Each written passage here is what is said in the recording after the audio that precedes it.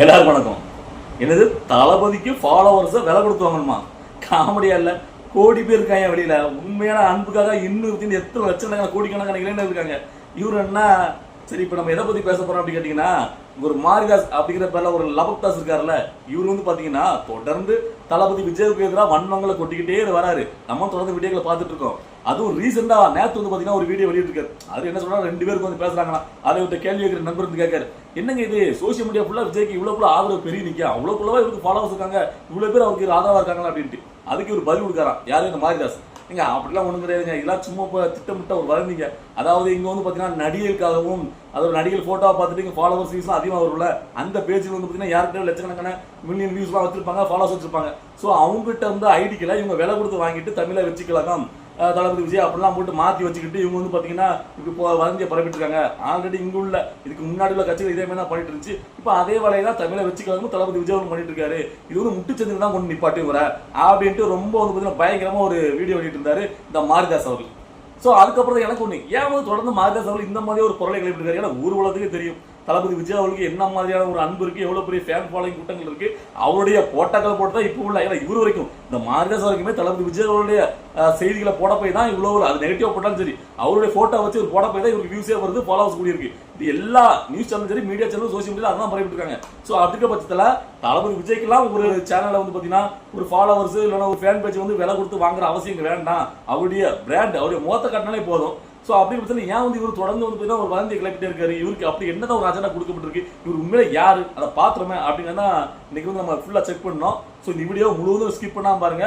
அதாவது அதுல வந்து முதல்ல நான் என்ன பண்ண அப்படின்னு கேட்டீங்கன்னா, நேரடியாக போயிட்டு கூகுளில் போயிட்டு ஹூ இஸ் மாரிதாஸ் அப்படின்னு சும்மா டைப் பண்ணேன். அதில் வந்து பார்த்தீங்கன்னா மாரிதாஸ் மலைச்சாமி, இவர் மதுரையை சேர்ந்தவர், ஒரு பட்டதாரி, இவர் வந்து லெக்சரர் வேலை பார்த்துக்காரு அப்படின்னு வந்துச்சு. கீழே பார்த்தீங்கன்னா இவர் வந்து பார்த்தீங்கன்னா ஃபேக் நியூஸ்களை யூடியூப் வழியாக பரப்புறாரு அப்படிங்கிற ஒரு லைன் வந்துச்சு. இங்க பாருங்க. அதனால இவர் வந்து கைது பண்ணப்பட்டிருக்காரு அப்படின்னு போட்டுருச்சு. ரைட்டு, நமக்கு தெரியும். இதுக்கு முன்னாடி வந்து கைது பண்ணப்பட்டிருந்தாரு. இவர் வந்து பாத்தீங்கன்னா ஒரு பிஜேபியோட ஆதரவாளர், நரேந்திர மோடி யார் சப்போர்ட் பண்ற அப்படிங்கிற ஒரு புக் வெளியிட்டிருக்காரு அப்படின்னா போட்டுச்சு. இது நம்ம ஆல்ரெடி தெரிஞ்ச விஷயம் தான். சரி, இது இப்படி இருக்கிற ஒரு பக்கம் இவருடைய யூடியூப் இருக்குல்ல, அதை போய் பார்க்கலாம் அப்படின்னு போனா மாரிதாஸ் ஆன்சர், அது வந்து எப்ப ஆரம்பிக்கப்பட்டிருக்கு பாத்தீங்கன்னா 2018. இதுல இருந்து தான் நமக்கு சில விஷயங்கள் தெரிஞ்சு. நான் பின்னாடி இந்த வீடியோஸ் எல்லாம் பார்க்க ஆரம்பிச்சா இவர் என்னென்ன வீடியோ எல்லாம் போட்டுருக்காரு, யார் சப்போர்ட் பண்ணி போட்டுருக்காரு அப்பதான் தெரிஞ்சு. அதாவது இப்பவும் தளபதி விஜய் அவர்களுக்கு வந்து அரசுக்கு வரும்போது நம்ம வந்து ஆதரிச்சு வீடியோ போடுறோம்ல, இவரு 4 வருடங்களுக்கு முன்னாடி ரஜினிகாந்த் அவர் ஒரு வாய்ஸ் விட்டார்ல, அரசியல் மாற்றம் ஆட்சி மாற்றம் தேவை, நான் அரசியலுக்கு வரேன், நான் எப்படி வரேன் அப்படின்னா ஒரு டயலாக் கூட ஒரு பேசியிருந்தாரு. அப்ப எல்லாருமே ரஜினிகாந்த் அவர் அரசுக்கு வர போறான்னு வச்சுட்டாங்களே, அந்த டைம்ல ரஜினிகாந்த் அவர்கள் அரசுக்கு வர்றதை ஆதரிச்சு இவர் பயங்கரமா ஒரு ஸ்பீச் கொடுத்து ஒரு மேடையில இவரு பேசக்கூடிய மாரிதாஸ் இவரே வந்து அந்த கூட்டத்தை கூட்டிட்டு பேசியிருக்காரு ரஜினிகாந்த் ஆதரவா. அவர் ஏன் வரணும்னு நினைக்கிறாரு, இங்க மக்களுக்கு என்ன தேவை, இங்க 2 திராவிட கட்சிகள் என்னென்ன தவறுல பண்ணிட்டு இருக்காங்க, அவர் ஏன் வரணும், 100% அவர் வருவாரு, இங்க அரசியல் மாற்றம் தேவை அப்படின்னு சொல்லி பயங்கர கொந்த வச்சு ரஜினிகாந்துக்கு ஆதரவாக பயங்கரமாக பொங்கி பேசியிருக்காரு. முதல்ல அந்த வீடியோ நீங்க பாருங்க. ரஜினி அவர்களுடைய ரசிகர்கள், நலம் விரும்பிகள் யாராக இருந்தாலும் சரி, என்ன விதமான கேள்வி வேணால் முன்வைக்கலாம். அதனால் எந்தவித மலுப்பலும் இல்லாமல், எந்தவித ஒளிவு முறையும் இல்லாமல் நேரடியாக எதிர்கொள்ள தயாராக இருக்கிறேன். அதுக்காக தான் நான் வந்திருக்கிறேன். மக்களுடைய கேள்விகளுக்கு பதில் சொல்லுங்க. மக்கள் என்ன நினைக்கிறாங்க, மக்கள் நாம என்ன முடிவெடுத்திருக்கின்ற விஷயத்தை புரிஞ்சுக்கிறாங்களா, அந்த விஷயத்தில் மக்களுடைய அபிப்பிராயம் என்ன, அதை தெரிஞ்சுக்கிறதுக்காக தான் இங்கே வந்திருக்கோம். ரஜினி அவர்கள் அடுத்த முதல்வர் இல்லையா அப்படின்னு சொல்லிட்டு, சரியா? நான் சொல்கிறேன், கேட்டுக்கோங்க. இப்போவும் சொல்கிறேன், ஒரு தெளிவாக உங்களுக்கு ஒரு விஷயம் சொல்லிடுறேன். அது சொல்லிட்டு உள்ளே போனால் தான் உங்களுடைய முதல் கவலையை என்னால் கிளியர் பண்ண முடியும். அது என்னன்னா, இன்னைக்கும் அவர் முதல்வர் பதவி ஆசையிலும் சொல்லியிருக்காரு. ஆனால் கட்டாயம் வரமாட்டேன் சொல்லவே இல்லை, கட்டாயம் வரலைன்னு சொல்லவே கிடையாது. ஆனால் இங்கே என்ன நடக்குதுன்னா அவருடைய வருத்தம் என்ன நீங்கள் புரிஞ்சுக்கணும். அவர் என்ன சொல்றாருன்னா, இவர் யார் முதல்வர் இல்லைன்றது பிரச்சனை கிடையாது. என்ன நாட்டில் நடக்குது, என்ன விதமான சிஸ்டம் கெட்டு இருக்குன்றது மக்கள் புரியுறாங்கன்னு கேட்கிறாரு. ரஜினி வராரு, அடுத்த வர, இதுல முக்கியம் கிடையாது. பதவின்றது ஒரு சிஇஓ போஸ்ட் தனியாக வை. நாட்டில் நடக்கிற பிரச்சனை என்ன, நாட்டில் உங்களுக்கு இருக்கிற பிரச்சனை என்ன, உங்களுடைய தேவை என்ன, நாட்டில் அரசியல் மாற்றம் ஆட்சி மாற்றம் எதனால தேவைன்றது மக்கள் உணரணும். உணரும் போது தான் நம்ம வரதுல அர்த்தம் இருக்கு மாரிதாஸ் அப்படின்னு அவர் சொல்றாரு. இது உங்களுக்கு புரியுதா? இங்க ஒட்டுமொத்த சிஸ்டமும் கரையான் புற்று மாதிரி மொச்சிருக்கு இல்லையா, இதை திருத்தி அமைக்கணும்னு நான் வரேன். என்னோட நோக்கம் நிறைவேறணும்னா மக்களுக்கு அது உணரணும். ஃபர்ஸ்ட் நான் சொல்றது புரியுங்களா? அதில் என்ன சிக்கல் வருதுன்னா, அவர் அந்த பேட்டி சொன்னதுமே அந்த பேட்டில் எந்தவித தவறான விஷயமும் கிடையாது. அவர் ஒரு ஆரோக்கியமான அரசியலை முன்வைக்கிறாரு. நல்லா கவனிங்க, ஒரு ஆரோக்கியமான அரசியலை முன்வைக்கிறாரு. உடனே அதுக்கு எதிராக வெறும் நெகட்டிவா எதிர்மறை சிந்தனையா பரப்ப ஆரம்பிச்சிட்டாங்க. அவர் சொன்னதுல ஏதாவது ஒரு இடத்துல தவறு இருந்ததா? கிடையவே கிடையாது. ஆனா அது முடியாது, அது நடக்காது, அது பண்ணாது. இது எது சரி? மக்கள் மனசு எப்படி மாறிடுச்சுன்னா, ஒரு நல்ல விஷயம் நடக்காதுன்னு சொல்ற அளவுக்கு மாற்றி வச்சிருக்கான் பாரு, அதுவே தப்பு. நான் சொல்றேன், ஒரு நல்ல விஷயம் நடக்கணும் ஒரு பெரிய மனுஷன் சொல்லும் போது அந்த நல்ல விஷயம் நடக்காதுன்னு சொல்ற அளவுக்கு அரசியல் இங்க புறையோடு போய் கிடக்குது. அதுதான் உண்மை. உங்களை எல்லா பேருமே அந்த கரப்ஷனுக்குள்ள கொண்டு வந்திருக்காங்க. எல்லா பேருமே எப்படி ஆயிட்டீங்கன்னா, அந்த கட்சிகள் இங்க ஒரு அரசியல் கட்சி அமைப்பு இருக்குது, அது அப்படிதான் நடக்கும், அதை மீறி யாரும் வர முடியாது. அப்படி ஒரு சிந்தனை விதைக்கிறீங்க பாருங்க, அங்கே நீங்க தோல்வியை தழுவுறீங்கன்றேன். அது வேற யாரோட தோல்வியே கிடையாது, அது உங்களுடைய தோல்வி. ஆளுங்கட்சி திமுக இருந்தாலும் சரி, அதிமுக இருந்தாலும் சரி, புரியுதா உங்களுக்கு? இதன் மூலம் எவ்வளவு வருமானம் ஒவ்வொரு மாவட்ட செயலாளர் பார்க்க நினைக்கிறீங்க? ஒவ்வொரு மாவட்ட செயலாளருக்கும் இவங்க ஆளுங்கட்சியை யார் வந்தாலும் சரி, ஒவ்வொரு மாசமும் அந்த ரெவன்யூ டிபார்ட்மெண்ட்ல இருந்து மட்டும் வர்றது ஏற்கனவே 50 இருந்து 70 கோடி ரூபாய், 50 இருந்து 70 கோடி ரூபாய் அரசுடைய கஜானாக்கு போக வேண்டிய காசை திருப்பி யார் பைக்கு கொடுப்பாங்க? மாவட்ட செயலாளருடைய பைக்கு அனுப்புறாங்க. இதோட புரியுதா? இதை ஃபர்ஸ்ட் நீங்க புரியணும். இந்த அமைப்பு ரெவன்யூ டிபார்ட்மெண்ட் கிடையாது, எல்லாமே வருவாய்த்துறை மட்டும் கிடையாது, பத்திரத்துறையில் ஆரம்பிச்சு போக்குவரத்து வரைக்கும் எல்லா அமைச்சகமே இந்த விதமாக எப்படி இருக்குன்னா, இவங்க ஆட்சிக்கு வருவாங்க, இவங்களோட கட்சிக்காரங்கள உள்ள புகுந்து அந்த அமைப்புக்குள்ள உட்கார்ந்துக்கிட்டு ஒட்டு மொத்தமா அந்த ஆட்சியுடைய கஜானாவை திருடுறது. இது நடக்குது. இந்த எல்லா விஷயத்தையும் நம்மளால சிறப்பாக செய்ய முடியும் எப்பனா, இந்த அமைப்பை நாமளும் உருவாக்கி நாமளும் அந்த சிஸ்டத்தை கெடுக்கிறதுக்கு அனுமதிக்க கூடாது. அந்த எண்ணம் புரியுதா? அது உத்தமமான எண்ணமா இல்லையா? அது உயர்வான எண்ணமா இல்லையா? அது ஆரோக்கியமான எண்ணமா இல்லையா? அது அற்புதமான எண்ணமா இல்லையா? அது அங்கீகரிக்க நான் சொல்றேன், அது அங்கீகரிக்க. அது அங்கீகரிக்கிறதுக்கு மக்கள் நீங்க தான் வரணும். யோசிச்சு பாருங்க, அந்த ஆரோக்கியமான சிந்தனையை அங்கீகரிக்காம இங்க இருக்க மீடியால ஆரம்பிச்சு போற வர கேலி பண்றானா, அது காரணம் அவன் அங்கீகரிக்கிறதுக்கு மனசு உண்டு. எங்க ஒரு வெற்றி பெற்று வர மக்கள் விழிச்சுக்குவாங்க நினைக்கிறான். இந்த முறை நடக்காது, இந்த முறை நடக்காது, இந்த முறை அது நடக்கவே நடக்காது. கடந்த 60 வருஷங்கள் நீங்க எங்க எங்க எப்படி எப்படி எந்தெந்த டிபார்ட்மெண்ட்ல எவ்வளவு கொள்ளையடிச்சு ஒட்டுமொத்த டேட்டாவோட மக்களை சந்திக்கும். மக்களை சந்திக்கும் போது ஒரு விழிப்புணர்வு வரும், அதுல ஒரு வைப்ரேஷன் வரும், அது அதிர்வா மாறும், அது ஒரு எழுச்சி உருவாகும். அதுக்கு உழைங்கன்றார் ரஜினி சார். இது புரியுதா? நிர்வாகிகள் ஆரம்பிச்சு ரஜினி அவர்கள் நல விரும்பிகள் வரைக்கும் எல்லாம் நான் சொல்றேன். அவர் அதை தான் உங்கள்கிட்ட கேட்டார். மக்கள்கிட்ட போய் சொல்லுங்க, விஷயம் என்ன நடக்குன்னு அவங்க புரிஞ்சாகணும். அந்த அமைப்பு சரி செஞ்சா என்ன நல்லது அந்த மக்களுக்கு நடக்குன்றது விஷயம் புரியணும்.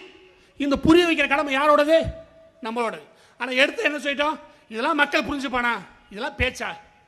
விஷயம் நல்லதா இல்லையா? விஷயம் சரியா இல்லையா? அது செய்யணுமா இல்லையா? செய்ய முடியாதுன்னு சொன்னா எவ்வளவு ஒரு தவறு. ஒரு பெரிய மனுஷன் 70 வயசுல இந்த விஷயத்தை செய்யணும் உள்ள வராருன்னா அவருடைய வழியை கொஞ்சம் யோசிச்சு பாருங்க. அந்த எண்ணம் உங்கள்கிட்ட இல்லைன்னா நீங்க தான் தவறானார், அவரோட கிடையாது. 100% அரசியல் கட்சி ஆரம்பிப்பது உறுதி. அவர் 100% சரியா போறார். ஒரு எதிர்கட்சி, அதாவது முதலமைச்சர் வேட்பாளராக ஒரு வலுவான நபர் தேவை. இது எல்லாரும் நீங்க ஏத்துக்கிறீங்க கேட்டா இல்லையா? அதனால நீங்க சொல்றீங்க ரஜினி சார் வந்தாதான் முடியும் அப்படின்னு சொல்றீங்க கேட்டா? அதனால சொல்றீங்க.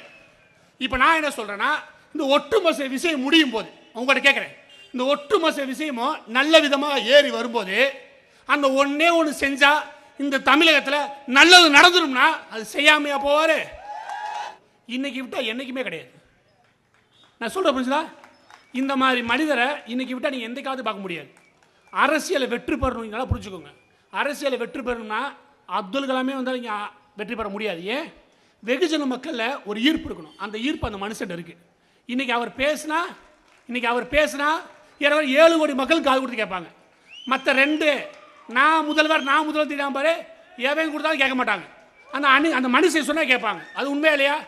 அவ்வளோ பவர் உள்ள மனுஷன் அந்த பவரை பயன்படுத்தி தான் கொள்ளையடிக்க கூடாதுன்ற ஒரு நேர்மைக்கு வராரு. தன்னால யாரும் கொள்ளையடிக்கிறதுக்கான முயற்சி எடுத்துக்கூடாதுன்னு நினைக்கிறார். இது புரியுதா? நல்ல ஆட்சி கொடுக்கணும்னு நினைக்கிறார். அவரால் மட்டும்தான் இங்கே மாற்றத்தை கொடுக்க முடியும். இன்னைக்கு இல்லை, என்னைக்குமே இல்லை. ஸோ அரசியல் மாற்றமும் உருவாக்குறோம், ஆட்சியையும் மாற்றி அமைக்கிறோம். 2 திராவிட கட்சியை ஒட்டு மொத்தமாக தோண்டி புதைக்கிறோம். பாத்தீங்களா? இந்த அளவுக்கு கொந்தளிச்சு பேசின மாரிதாஸ் அவர்கள் அதாவது அன்றைய காலகட்டத்தில் எவ்வளவுக்குள்ள அவர் வர்றது தேவை, புதுசா ஒருத்தர் ஏன் வரணும் அப்படின்னு பேசுற இதே வாய் தான் இன்னைக்கு தளபதி விஜய் அவர்கள் வரும்போது முட்டுக்கட்டையா அவருடைய பேக்ரவுண்ட் வெரிஃபிகேஷன் அப்படி எப்படின்னு உட்காந்து குடும்பத்துல அங்கே தப்பு நடக்கு, அவங்க பொண்டாட்டி அங்கிருந்து பணம் அனுப்புது, இங்க இருந்து பணம் அனுப்புது, பயங்கர ஒரு அவதூறு கிளப்புறாரு. அப்போ எனக்கு திரும்பி ஒரு டவுட், சரி ஓகே, ஆனா இதே மாதிரி தான் வந்து ஸ்டார்டிங்ல அவர் அப்படி பேசலையே, தளபதி விஜய் அரசுக்கு வரும்போது வரட்டும் பார்க்கலாம் வர்றது நல்லதுதானே அப்படிதான் பேசுறாரு. இந்த மாநாட்டுக்கு அப்புறம் தானே மாறி மாறி பேசுறாரு. அப்ப அதுக்குள்ள என்ன நடந்திருக்கும் அப்படின்னு கேட்டீங்கன்னா, அது வரைக்கும் தளபதி விஜயோடைய அரசியல் வந்து இங்க பெருசு பார்த்தீங்கன்னா நிறைய பேர் வந்து பார்த்தீங்கன்னா அச்சமடைய வைக்கல. அதாவது இவர் என்னப்பா அப்படி பேச போறாரு, இவர் வந்து பார்த்தீங்கன்னா சினிமா நடிகர், இவர் வந்து பார்த்தீங்கன்னா சாஃப்டா பேசக்கூடியவர், ரொம்ப வந்து ஆக்ரோஷமான பேச மாட்டாரு, சினிமாவில் மட்டும் அடிச்சுட்டு போறாரு, பாட்டு ஃபைட்டு டான்ஸ் இதான் பண்ணுவாரு.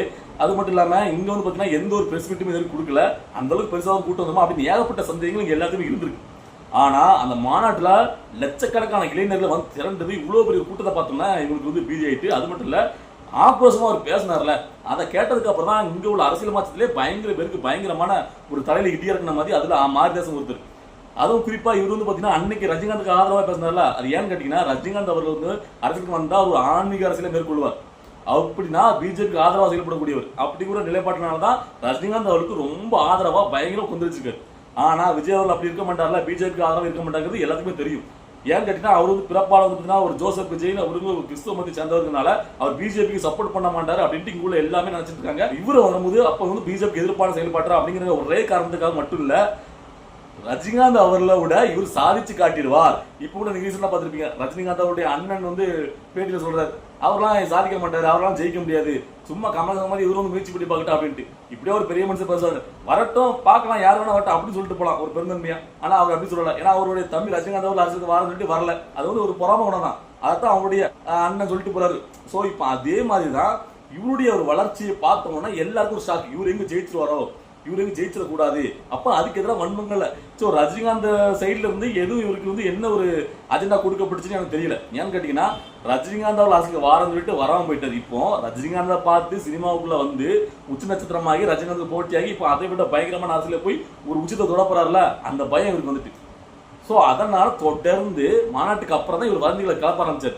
அவருடைய மாமா பொண்ணு சித்தப்பா அங்க இது நடச்சு இங்க இது நடச்சுட்டு.